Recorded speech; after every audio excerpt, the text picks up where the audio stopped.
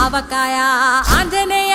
కథ మొదలెట్టినాడు చూడారయ్యా శక్తినంతా కూడగట్టి చెట్టు దులిపినాడు అంజయ్య ఎర్ర ఛాయ కోతి అవతార వెంటమాయ కత్తి సేత పట్టకుండా కాయ కోసినాడు కపిలయ్య